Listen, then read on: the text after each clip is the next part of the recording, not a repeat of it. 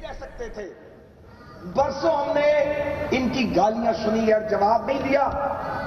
اب بھی وہ جواب نہیں دیتے. ہم ویسا جواب دے نہیں سکتے. مسلم لیگی کی زبان کتنی بھی سخت ہوگی ویسا جواب ہم نہیں دے سکتے. لیکن ملک کی سیاست کو نو آموز سیاسی کھلاڑی نقصان پہنچا رہے ہیں. دوسری بات، جب میاں نواز شریف صاحب نے اور اس وقت کی ان کی ٹیم نے ایٹمی دھماکوں کا فیصلہ کیا تھا تو نواز شریف صاحب کو اور ان کے ساتھیوں کو پتا تھا اس کی قیمت ادا کرنی پڑے گی. اور اس کی قیمت کیسے ادا کرنی پڑی؟ حکومت گئی، طیارہ سازش کیس بنا، ایک عدالت سے ان کو عمر قید کی سزا کروائی گئی. کیا یہ تاریخ کا سچ نہیں ہے؟ لمبی جلاوطی کاٹنی پڑی، ہماری پارٹی کے ٹکڑے کر دیے گئے، ملک پر آمریت مسلط ہوئی. پاکستان فرسٹ کے نام پر پاکستان سے مسلسل کھلواڑ کیا گیا. آج جب نواز شریف نے ایک اور فیصلہ کیا ہے کہ اب ملک میں معاشی دھماکہ کریں گے اور وہ اس راستے پر چل پڑے، اس راستے پر جنرل مشرف کی حکومت کیوں نہیں چلی؟ اس راستے پر آصف زرداری صاحب کی حکومت کیوں نہیں چلی؟ چین بھی یہی تھا اور پاکستان بھی یہی تھا. یہی راستے تھے، یہی گرم پانی تھے جن کے جہاں پہنچنے کے لیے روس ہاتھ پاؤں مارتا رہا، کامیابی نہیں ہوئی. تو جناب، اب جب کہ پاکستان ایک فیصلہ کر چکا ہے اور ہم ون بیلٹ ون روڈ کے منصوبے سے پاکستان کو منسلک کر چکے ہیں. ون بیلٹ ون روڈ جو چائنیز وزڈم کا شاہکار ہے اور جو دنیا میں متوسط درجے کی قوموں اور پسماندہ قوموں کو اپلفٹ کرنے کا منصوبہ ہے، جس میں کوئی ملک کسی پر فوجی قبضہ نہیں کرتا، اس کی فارن پالیسی میں دخل نہیں دیتا، اس پر میزائل حملے نہیں کرتا، بلکہ اپنی خوشحالی کو شیئر کرنا چاہتے ہیں، اپنے علم کو شیئر کرنا چاہتے ہیں. تو ہم جانتے ہیں کہ جب ہم اس راستے پہ چل نکلے ہیں تو ملک کے اندر اور ملک کے باہر بہت سے لوگوں کے سینوں پر سانپ لوٹ رہے ہیں، کیونکہ کچھ لوگ ملک سے باہر ایسے ہیں جو پاکستان دشمن ہیں اور وہ دشمنی ختم کرنے کے لیے تیار نہیں ہے. اور اس ملک میں بکثرت ایسے لوگ مل جاتے ہیں جو استعمال بھی ہوتے ہیں اور انہیں پتہ نہیں لگتا کہ انہیں کون استعمال کر رہا ہے. اپنی حماقت کی بنیاد پہ استعمال ہو جاتے ہیں اور یہ لوگ ہر جگہ پائے جاتے ہیں. تو ہمیں پتہ ہے کہ ہمیں رسوا کیا جا رہا ہے ایک سازش کے تحت.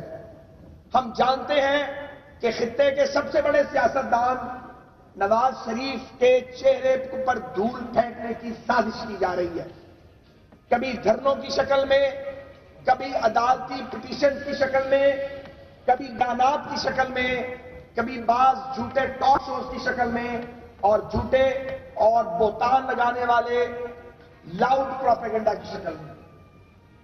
عجیب بات ہے، عجیب بات ہے.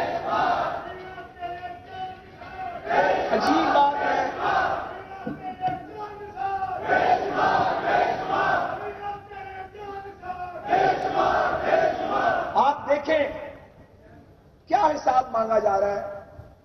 پہلے الزام لگایا منی لانڈرنگ کی ہے، اب منی لانڈرنگ بھول گئے، اب منی لانڈرنگ کا کوئی نام نہیں لیتا. پھر الزام لگایا گیا کہ یہ تو کمیشن اور کک بیک کا پیسہ ہے. کہاں سے کمیشن لیا یہ نہیں کسی نے بتایا، کہاں سے کک بیک لیا اس کا ذکر کوئی نہیں کرتا، نہ کوئی ثبوت دیتا ہے نہ کوئی سوال پوچھتا ہے. ہوا میں کرپشن ہو گئی ہے، اس کے پیچھے لگ جائیں سارے. حساب دو اپنے مرحوم والد کا، حساب دو اپنے ان بچوں کا. وہ بچے نہیں ہیں، میاں صاحب کے بچے ہیں، ادروائز وہ شادی شدہ نوجوان ہیں، لوگ ہیں، ان کے بال بچے دار ہیں، 2 دہائیوں سے ملک سے باہر کاروبار کرتے ہیں. 20 کروڑ پاکستانیوں نے لاکھوں لوگ ہیں جن کو پاکستان کے باہر سے پیسے آتے ہیں اور ریمیٹنس آتا ہے، ان سے سوال نہیں پوچھا جائے گا، سوال صرف نواز شریف سے پوچھا جائے گا۔ تو پھر سوالیہ نشان تو لگیں گے، پھر سوچنا تو پڑے گا۔ یہ نہیں ہوگا، یہ ایک طرف ہو جانا، یہ نہیں ہوگا کہ تزہید کی جائے، رسوائی کے پوسٹر چھاپے جائیں اور ہم خاموش رہیں، یہ نہیں ہو سکتا۔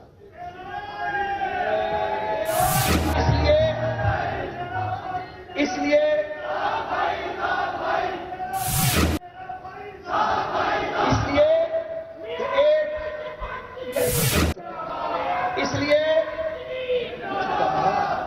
لیے ایک سیاسی جماعت کے پاس اس کے امیج کے سوا کیا ہوتا ہے؟ ایک سیاستدان کے پاس اس کے کردار کے علاوہ کیا بچتا ہے؟ تو کردار کو متنازع بنا دو تاکہ 2018 کے الیکشن کے اندر یہ صحیح سالم نہ جا سکے۔ اب ایک اور پہلو سے جائزہ لیتے ہیں، کام۔ ہم نے کبھی نہیں کہا کہ ہم نے دودھ اور شہد کی نہریں بہا دی ہیں، کہ یہ ہو نہیں سکتا، لیکن کام کو کمپیئر کرو۔ بجائے گالیاں دینے کے، بجائے الزام لگانے کے، الٹے سیدھے سوال کرنے کے، کبھی دنیا میں کرپٹ لوگ بھی تبدیلی لاتے ہیں۔ ہم کیسے کرپٹ ہیں کہ دنیا کا دباؤ مسترد کر کے ایسی دھماکے کر کے ملک کو ناقابل تسخیر بنا دیتے ہیں، مگر کرپٹ ہیں۔ ہم کیسے کرپٹ ہیں کہ پاکستان میں جدید ٹیکنالوجی لے کے آتے ہیں۔ یہ آپٹک فائبر کس نے بچھائی؟ یہ سیلولر فون کی ٹیکنالوجی کون لایا پاکستان میں؟ نواز شریف لے کے آیا۔ کتنوں کو یاد ہے یہ بات؟ اس ملک کا انفراسٹرکچر کس نے پہلی بار اس کو ہاتھ لگایا؟ نواز شریف نے لگایا۔ آج پریزیڈنٹ شی ون بیلٹ ون روڈ کی بات کر رہے ہیں۔ 2013 میں ہم نے بھیا بات کرنے بیٹھ جاؤ، ہم نے 1900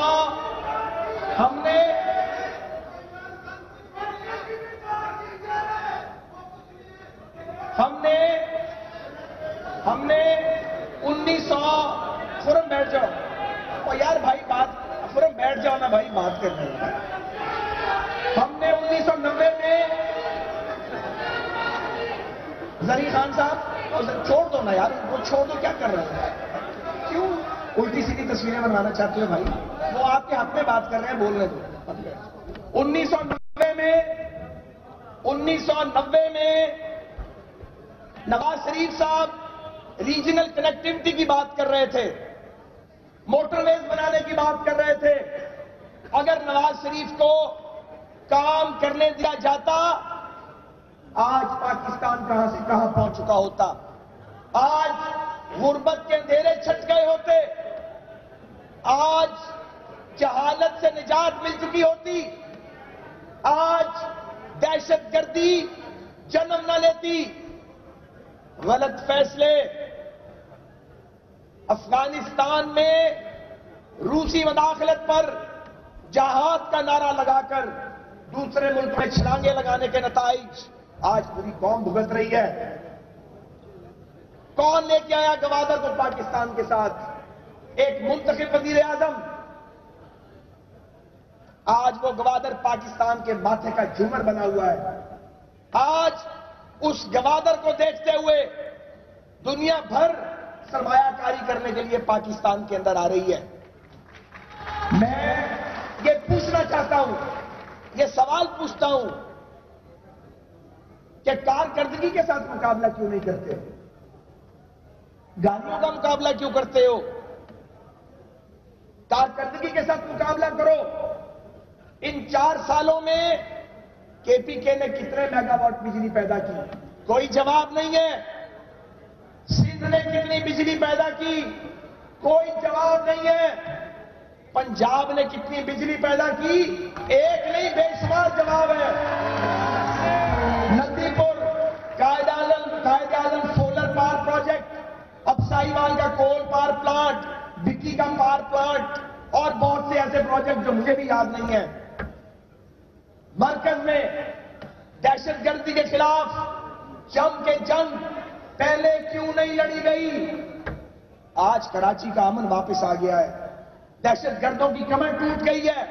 ہماری بہادر افواج نے اور ہمارے قانون نافذ کرنے والے اداروں نے اپنے خون کی قربانی دے کر، اپنی جانیں نچھاور کر کے ملک کو محفوظ بنایا ہے.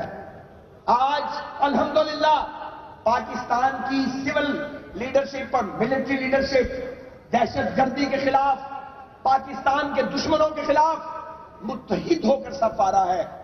آج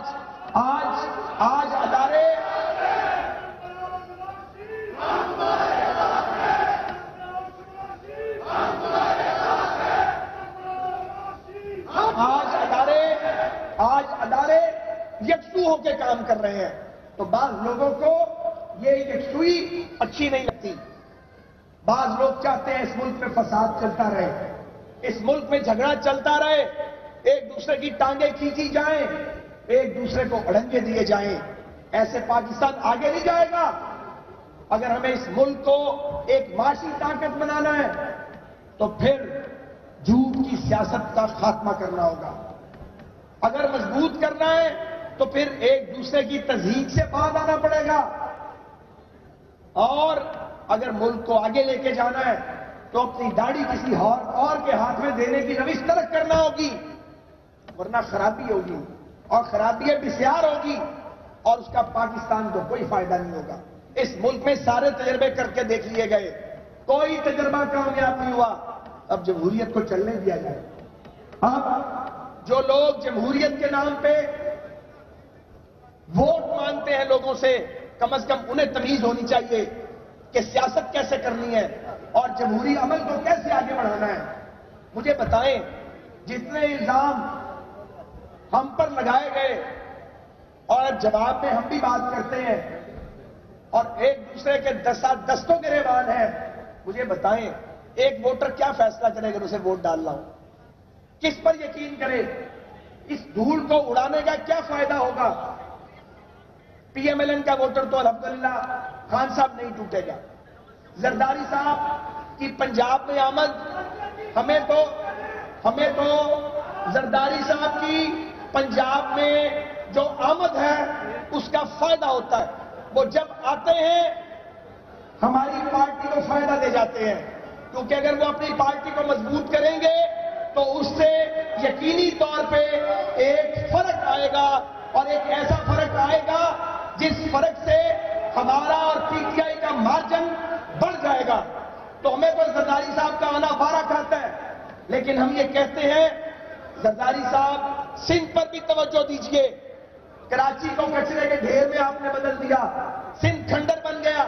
خیبر پختونخوا میں بیڈ گورننس پیک پہ ہے. ان چیزوں کو ٹھیک کریں، آئیں مل کر کام کریں.